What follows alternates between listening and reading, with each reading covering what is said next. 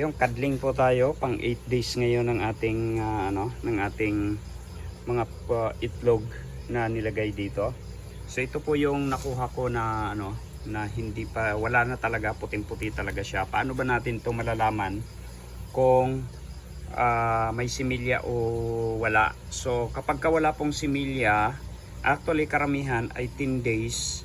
So nag early cuddling po ako para ito kasi kapag ka niluto mo parang parang lasang balot na kapag ka niluto.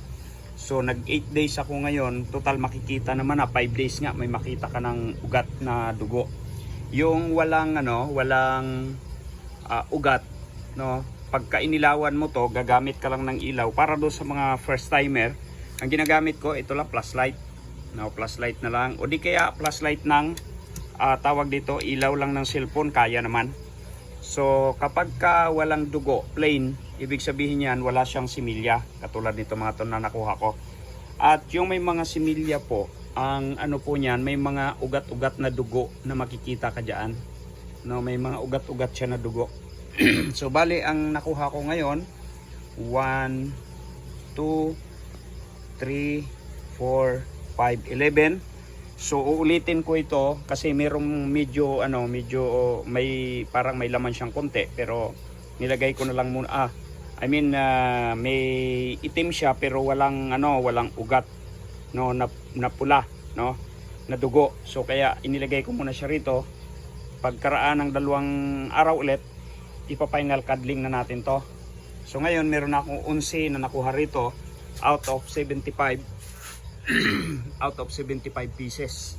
So meron tayo ditong 11. Ibig sabihin ito, wala na talaga to. Okay, so meron tayo dito 64 na itutuloy. And then final cuddling po tayo after 15 days. Yun lang. So konting share lang, konting kaalaman lang para sa ating mga ka-farmers dyan, na mga first timer na nag-i-incubate. Okay. So yung ating mga pugo, siyempre ang mga itlog ng pugo, baka may magtanong, paano natin makadling yan? Wala na pong kadling yan kasi hindi naman makita, Hindi po makita, ayun, nag-automatic na. Hindi po makita ang ating pugo. So maliban siguro dito sa na to, dilim. Yan, mga itlog ng hindi naka-automatic. Itlog ng gansa. So kita nyo naman ang diferensya. Oh. Itlog ng gansa. Ayan. Okay. So, yun lang. Counting sharing lang po tayo. Counting share lang. Okay. So, sa pugo naman, mapapansin naman natin kapag wala talaga, magagaan na ganito. Kahit ilagay mo sa tubig to, lulutang ito eh. Magaan po siya. Ibig sabihin walang laman. Meron po niyan. So, kaya ilagay ko na lang muna dyan. Pagka hinalo-halo mo to, may mga magagaan. Mapapansin mo pag hinalo mo ganyan. Ito katulad nito, wala. Basta ganito pong kulay, confirm po yan pag ganitong kulay. Mas maganda wag na isalang sa Ang dami ko nang nito, observe. Wag nang isalang talaga sa incubator, At least makain pa. Okay? So, katulad nito, meron yan.